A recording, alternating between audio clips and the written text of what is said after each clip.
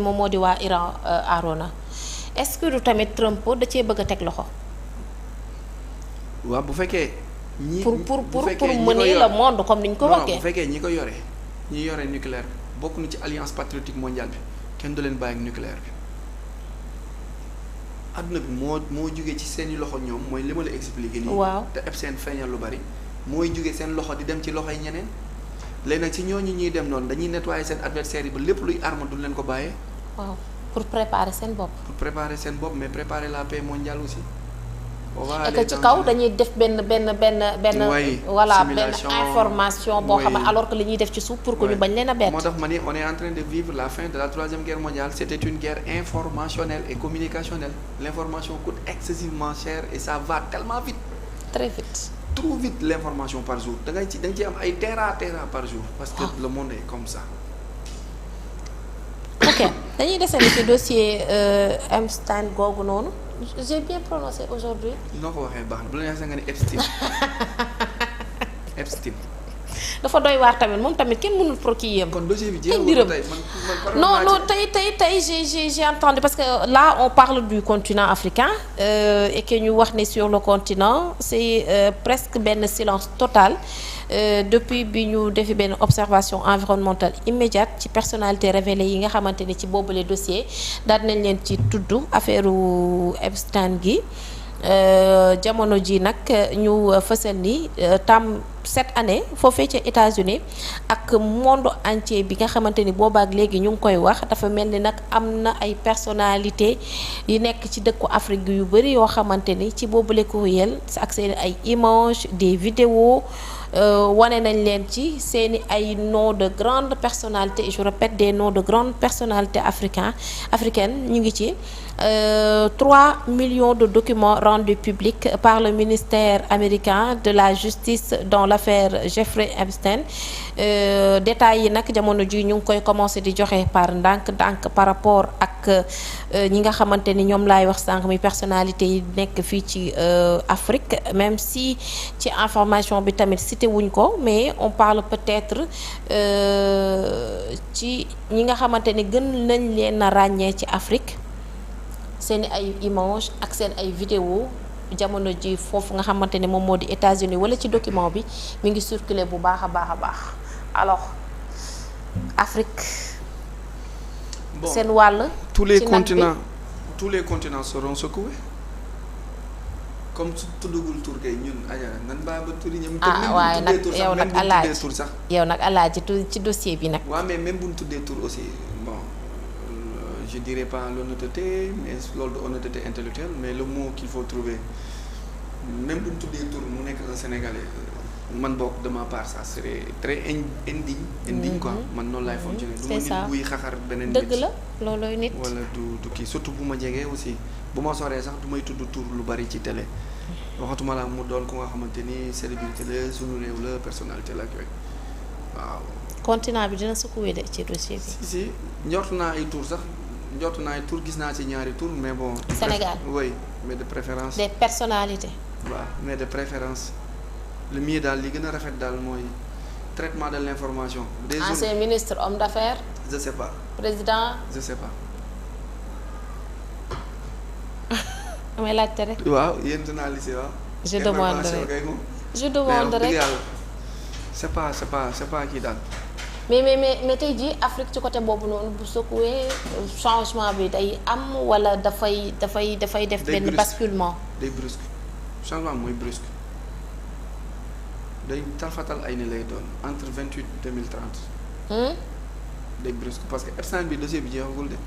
waaye chaque jour nga ni des na lu bëri mais le fait que tey jii ñu génnee ay personnalités yoo xamante ni ci continent africain bi la par rapport à la situation je veux dire est-ce que kon bu ñu demee ba ñoom ñu génnee du kii bi gars yi xam ko que mu nekk des personnalités maanaam changement bi ci askan wi lay doon pour que ñu xam nit ñi daan jiite wala ñu xam ñi nga xamante ni ñoom ñoo daan fës ni ñii dañoo bokk ci fii pour que mu doon benn réveil brutal ci ñi nga xamante ni ñoom ñoo di les Africains. wax nga moo bi le réveil sera brutal le réveil sera très brutal et ça va choquer et ça part vite aussi et ça va partir très vite entre 2028 29 30 2027 mais après le choc Arona c'est ça que je veux dire après le choc. nga jàpp ne du doon benn sursaut. day créer ñetti événement choc bi. day créer ñetti événement mooy fii ak 2030 plus la suite de beaucoup d'institutions ak normes yi ñu tàmmoon di gis. dootul demee noonu li ñu yaakaaroon dootul demee noonu li ñu jàppoon ni noonu la dootul demee noonu dina créer ñetti nit. dina créer ku nga xamante ni day am li ñuy wax dissonance cognitive mooy du mën a adapté wu ci temps bu bees bi du day mel ni affaire bi daf ko dofloo xam nga parfois information kii mën na la secouer. waaw ba yow dootoo dabe. dëgg la ilaa yow mi diin ilaa ëbët. door da ngay am benn burn out. voilà le mot est là burn out boobu noonu. waaw moom la ñuy nekk di dund. mooy période bii ñuy dund nag net. mooy apocalypse ci bible bi. même période la. mooy dukaan ci téere bi même période la. ñoom ñu tuddee ko burn out. mooy da ngay jékki-jékki rek nga mel ni dañ nelaw nu la tëb. nga tëb boo tëbee le temps que sa xel mi di ñëwaat ngay xam fan nga nekk ak lu tax nga tiit ak yooyu fekk na affaire bi dem na. léegi ñooñu dañuy nekk en retard. du ñu dabe mukk. c'est vrai mécanisme boobu moo tudd dissonance cognitive. am ñu nga xamante ni dañuy am sursaut dañuy am benn réveil bu nga xamante ni ils vont plus voir le monde comme ni ñu ko tàmm di gisee. waaw loolu mooy créer de nouveaux élites de nouvelles élites. loolu laa bëggoon a yaakaar ci africain yi. waaw mooy day créer benn vague bu bees te ñooñu ils seront des patriotes. c'est le patriotisme qui va régner ak souveraineté. yeneen classe ak yeneen idéal yi régime yi ngay dégg yëpp day dem. c'est fini pour souveraineté patriotisme rek ngay dégg bu boobaa pur nag de nouvelles élites ngay gis. de nouvelles élites encore une fois excusez. léegi bu ñu jugee ci loolu. mu am la nouvelle géopolitique africaine mu am mu am retraçage bu bees. ok nga gis yeneen coopération yeneen gis-gis yeneen entendement yeneen fonctionnement ak yeneen monnaie. waaw c'est important quoi si franc CFA bi. franc CFA bi tant que ñu ngi moom bu ñu développé mu nekkaat nag kii bu bees maintenant foofu laay waxee le 21e sera africain ou ne sera pas.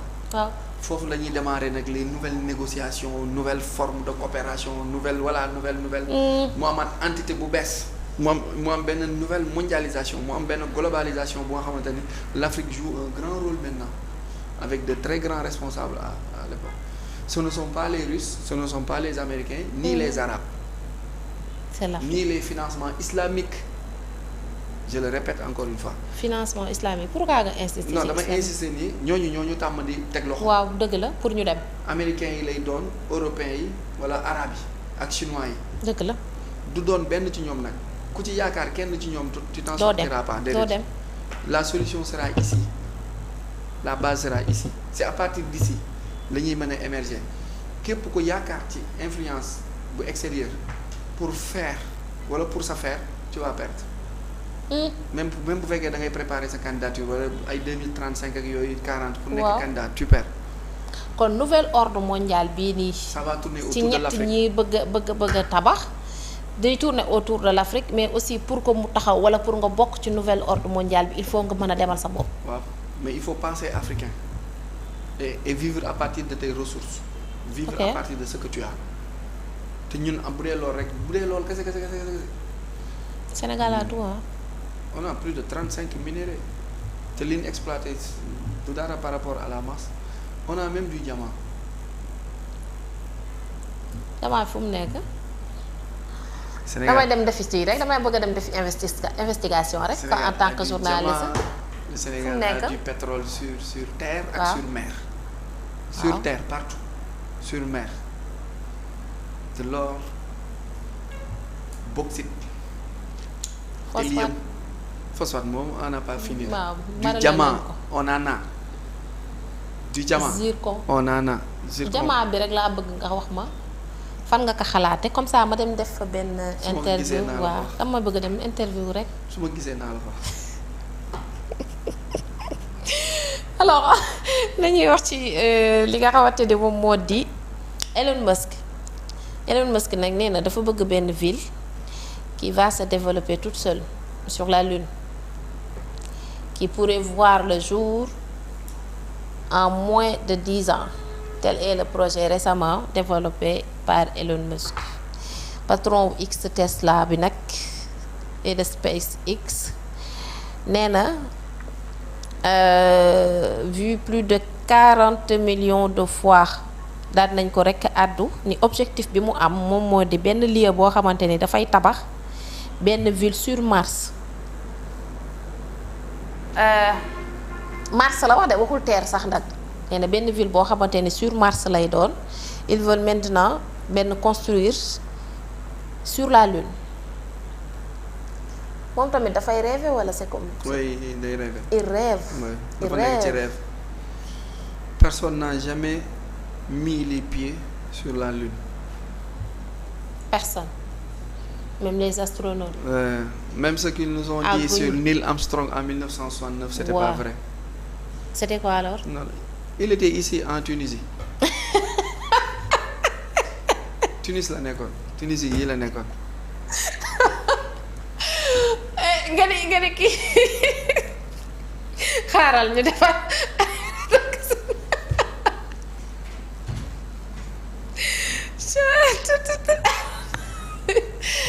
aywa nga ne kan moo demaatoon ci lune bi sax ma fàttaliku turam man il faut tamit ma xoolaat sama leçon yi ma doon jàng. Neil Armstrong.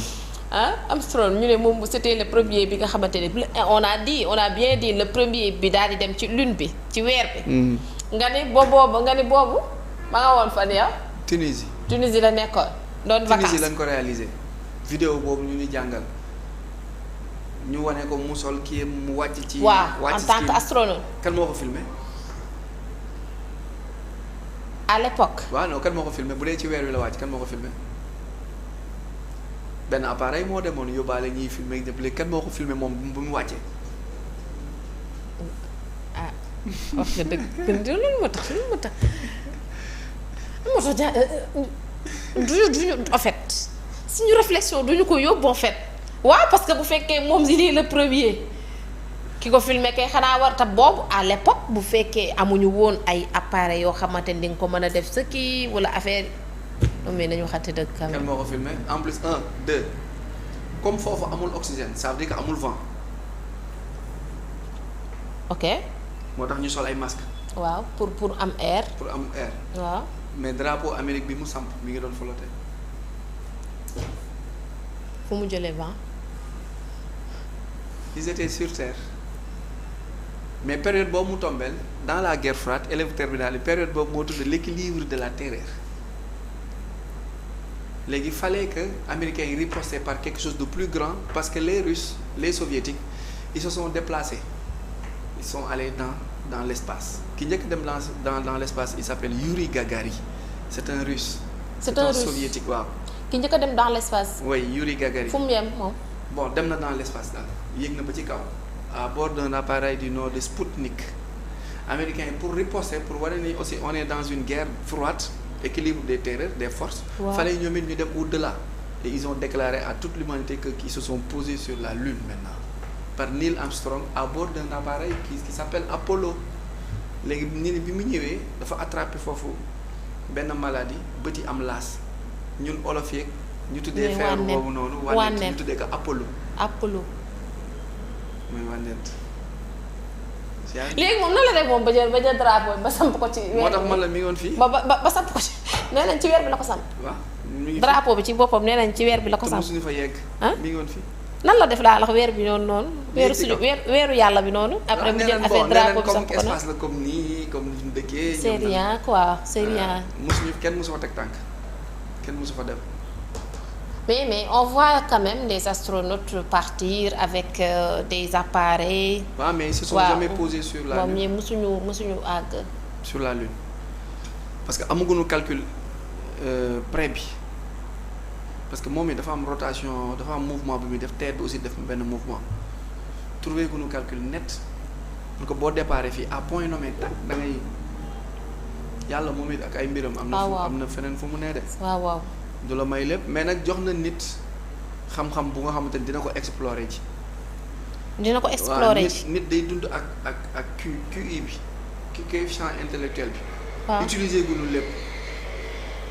mais yàlla dëxëñ na ci nit xam-xam bu nga xamante ni dina explorer ji loolu lépp la science est en train progressivement de réaliser des prouesses yi nga xamante ni foofu lañ jëm mais dinañ fa yeggi nit dina yeggi fu nga xamante ne dina dem dans l'espace dans ses profondeurs dem dans les trous noirs dans ses profondeurs nit dina fa yeggi parce que yàlla def na ko nee na ko yow yaay sama xibla yaay sama représentant sur terre.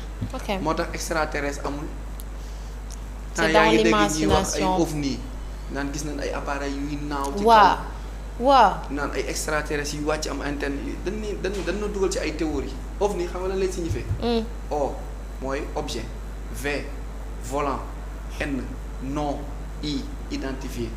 objet objet volant non identifié léegi nag comme ni ne bon noonu la ñu dugg ci benn zone bu tudd zone 51 ba base militaire la bu nga xamante ni américains yi ñoo def accès interdit à la population foofu la ñuy développer seen science expérimentale ak science militaire bu extraordinaire comme iraniens yi ñu nekkee woon dans des bunkers di développer seen nucléaire xamuñu woon ne am nañ armement yooyu Russie aussi nekk ci suuf di développer xamuñu woon ne am nañ armement américains yi aussi noonu la nekkee ci zone yooyu noonu di créer ñoom it gëmloo nit ñi ni foofu dama am ay extraterrestres. waaye mooy kii léegi comment ça se fait comme li ñu wax histoire wala science muy wax ni que y a d'autres planètes yi nga xamante ne ñu ngi ci. mais waxuñu y a d'autres vies de. waaw ñoom ñoo ni y a d'autres vies. Il y a d'autres planètes et qu'il y a d'autres vies yoo xamante ne ce sont pas des personnes, ce sont pas des humains qui sont là-bas. Non, et que ñu sont en train d'exploiter planète Mars pour xool ba xam est-ce que l'humain mën na possibilité de vie, c'est pour ça que moom tamit. waaw loolu c'est une possibilité que l'humain di conquérir. planète boobu noonu planète Mars boobu noonu. parce que télescope yi ak yenn appareils yi nga xamante ni permettre na humanité mën a découvrir espace bi ñun suñu zone suñu fi nekk galaxie la Voie lactée bi. xam na ni on est habité avec d'autres planètes ak ku ne ak mouvement bi ngay def. di ko effectuer. maintenant actuellement théorie bi ni nekk di développer moom la ñuy wax la Terre plate mais dafa am théorie boo xam ne naan la Terre ronde.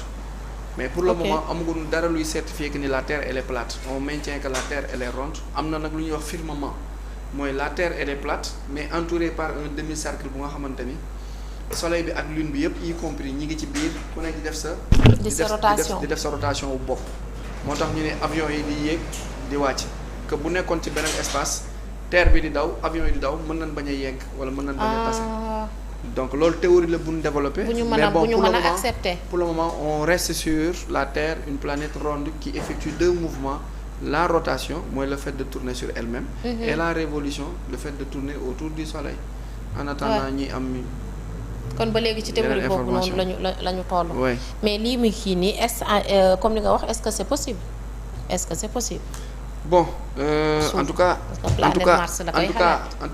la science est très en avant par rapport ak l'humanité de oui très très en avant surtout que bu ñu déclassifier les recherches de Tesla Tesla avait anticipé sur le temps Tesla ak beneen ak énergie quantique bi mooy physique quantique physique quantique physique nucléaire léegi on parle de médecine nucléaire on parle de énergie quantique yooyu c'est des choses yu nga xamante ni mën na yóbbu humanité ci beneen dimension donc d'ici les 10-15 prochaines années di nga dégg SpaceX bi bu Elon Musk bi wala Starlink bi xaw ma apa kii am boobu noonu administration boobu noonu mën na def des prouesses dans l'espace pour dem. donc pour le moment on dit pas non on reste bras croisés en attendant les événements keroog rek maa ngi gis benn film parce que à chaque fois bu ñuy dem ci lune bi wala sax bu ñuy bëgg di dem ci lune bi comme ni nga ko waxee parfois dañuy def ay direct tu vois nettement vitesse bi nga xamante ni moom la seen kii yi di demee seen astronautes yi nga xamante ni science kon avancé na bu baax a baax ci wàllu woowu xam nga lu may ragal nag ci émission bii nii wala ci li nga wax nii. Arona. Les élèves du terminal là wala les élèves ñu laaj leen ki demoon ci lune bi nu mu tudd. ñu ne leen ñu bind ni leen ñu ne musul dem Tunisie la demoon. selon le professeur Arona mi ngi woon Tunisie. mais man wax loolu découverte yi ñoo ko génne. ñoo ko science moo ko génne leer na. musul dem mi ngi woon Tunisie nañ ko xamee noonu mi ngi woon ci àllu Tunisie gi. àllu Tunisie fa di lañ ko réaliser filmer ko. di réaliser seen après film. yóbbu ko Hollywood def décor bi. waay ñu lancé message bi nag àdduna bi yëpp daf ko ngan dem. ba pare ñu jàng ko. ba forcé nu ko jàngalaale nu la loi de pesanteur lu tax boo sànnee du wàcc ak yooyu profité waat du yéeg lu tax muy wàcc daal di la jox ay théories yu bari. ñuy encaissé rek ñuy consommé rek. encaissé rek malheureusement damay jeexal parce que xam naa ne instant bi